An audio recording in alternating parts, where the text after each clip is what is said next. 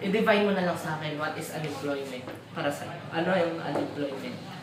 Yun yung nagtrabaho ka, ay nag-aral ka, pero meron ka natapos na course, pero wala ka pa nakahanap na trabaho.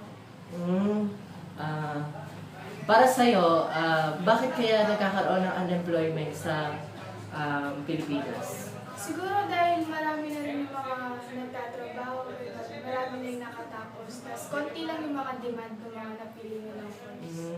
Na ano ka ba, na parang kinakabahan ka ba dahil sa unemployment or nagkakaroon ba ng effects sa'yo na parang nag-aalala ka ba?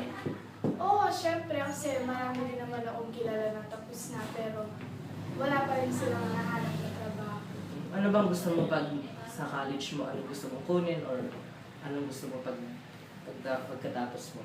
Accountancy.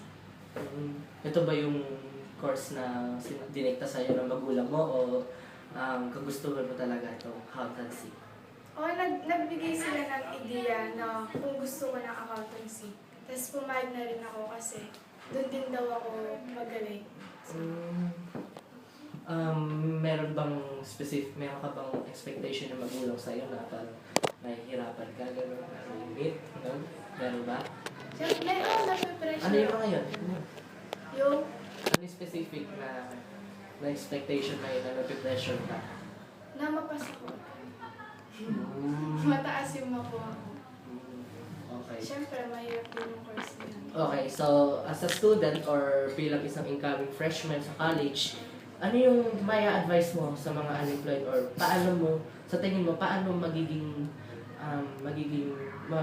ma-cure yung unemployment sa ating bansa? Siguro pumili sila ng mga course na kaya nila at saka yung in demand talaga. Okay, so